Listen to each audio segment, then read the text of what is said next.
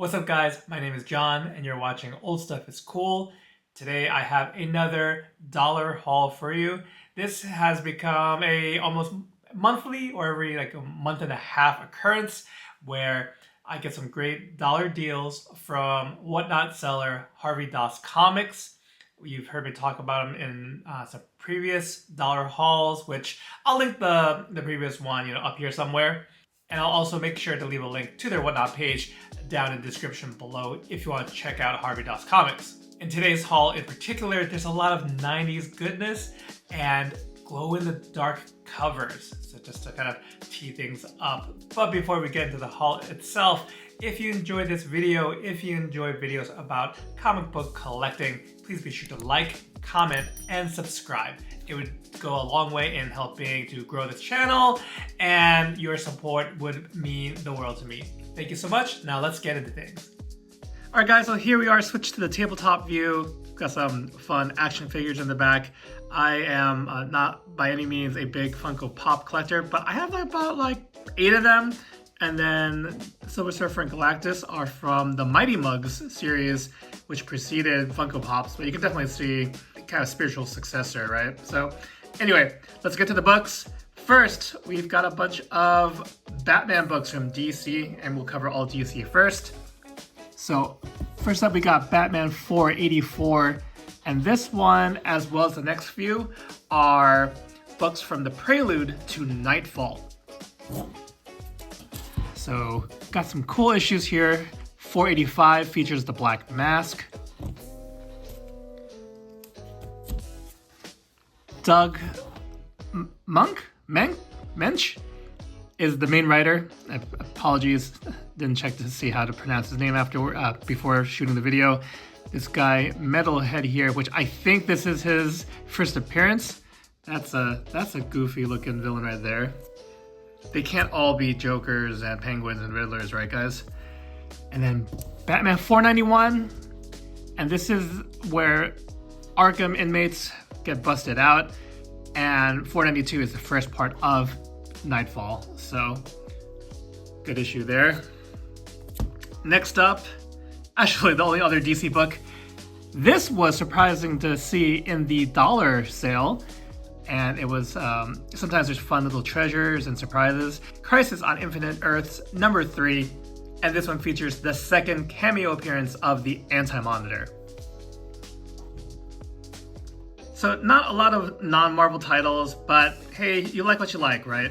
And what I'm liking is Captain America, apparently.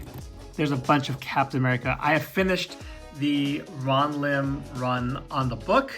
Mark Grunwald is, still on writing duties here. He's been there. He's on there for 10 years, but definitely wanted to pick up just more issues. So we can go through this fairly quickly. Issue 350 is a supersized issue. If you look on the side here, it's what do you call those, like square bound. It's a big old issue with Captain America versus John Walker Captain America. Issue 365, part of the Acts of Vengeance, and the issue following this one is where my boy Ron Lim starts up. Issue 373, I was missing this part of Streets of Poison, which we talked about in our last Harvey Doss Dollar Haul video, which I'll link up there somewhere. Bullseye is pretty prominent right now because Daredevil Reborn, they have a lot of chatter about that. Captain America 379. Looks like a kind of an evil Superman kind of there, along with Quasar.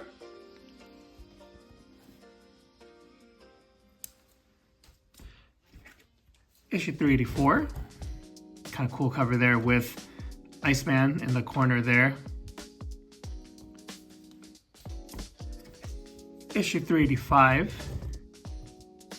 Classic Cap in a classic pose during the Shield.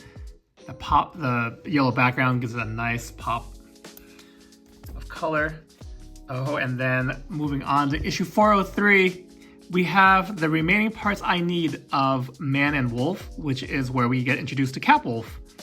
a crazy crossover that has Wolverine, Cable, Wolvesbane, Feral, this new character, I think it's a new character, Moonhunter.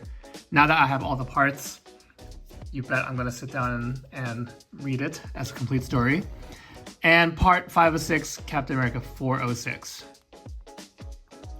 And I just mentioned a bunch of these wolf characters. Some are werewolves, some are just wolf-like. Well, that's the way you gotta boost those sales, right? And Cap was never one of Marvel's best sellers, but the whole Cap Wolf story was very fun. And here we got some Daredevil, guys. A bunch of Daredevil have popped up on recent sales through the Whatnot store, and I used to own this one, this story Last Rites, which I believe this directly follows Ann Nesenti's run on Daredevil. This storyline of Last Rites, a 4-parter, was actually my first introduction to Daredevil. I had picked it up through a Toys R Us comic pack, which is how I got a lot of comics and tried different titles like Thor and Fantastic Four and a bunch of others. So I think you're gonna see some more Daredevil pickups. Well, definitely in this video, because fast forward a little bit and we got Daredevil Fall from Grace. I have all but 2 parts I got from today's haul. And here's a great striking cover featuring Silver Sable and a jacked up version of Daredevil's costume. Now, what some of you may know is that this Fall from Grace storyline, albeit being kind of clunky and crazy, is the introduction of Daredevil's black armor. And speak of the devil, he shall appear.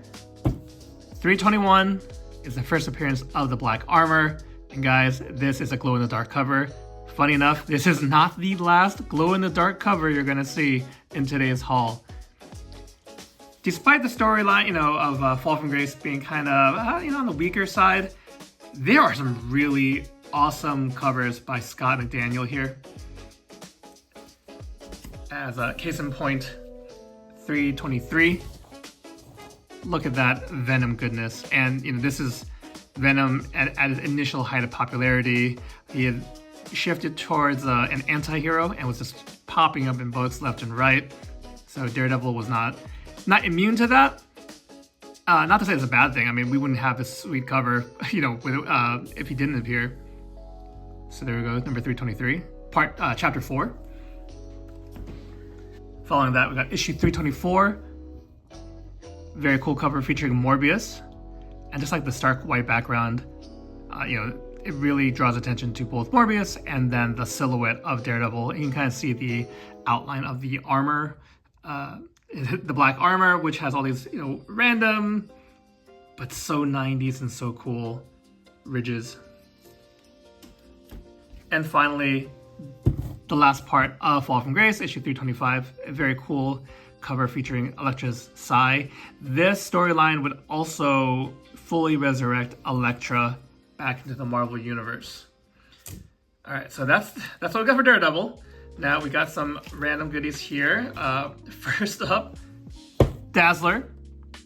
And there have been, past comic book hunts where I'll come across a cover and there's a bunch of great Bill Sienkiewicz painted covers. This is one of them. There's no key significance to it other than it really stood out to me. So Dazzler 35 was in today's haul. Doom 2099 number 2. I picked up issue 1 in a previous sale, and here's issue 2. I don't think I'm going after a run of this book, but sometimes, you'll see multiple times here rather. When the cover strikes you, it strikes you. Then we have Excalibur number 1, a great series, and for $1, Alan Davis's classic art. I think Phoenix, Rachel Summers, looks pretty badass. Maybe a bit of an outlier in the X-Men set of books, especially in the 90s, but fantastic book, fantastic cover. Speaking of fantastic, we got some Fantastic Four. Fantastic Four Annual number 17. This is in the middle of John Byrne's run, and I think this features a classic cover here. Speaking of John Byrne run, issue 287, another one to add. Hey, I just noticed there's Dr. Doom, a portrait of Dr. Doom in the back there. Doom appearance. Okay, and we are 90s heavy in today's haul because I have a bunch of Ghost Rider, and I was in the middle of completing a not full run, but a run of issues 1 through 50 from the 90s Danny Ketch Ghost Rider. So issue 11 was one that I needed. Issue 14, and this little note here was it features the first appearance of Johnny Blaze's Hellfire Shotgun. Also some great covers by Mark Texeira during this time. He also has some great covers on Wolverine, now that I think about it. Issue number 20, Ghost Rider staring down Zodiac.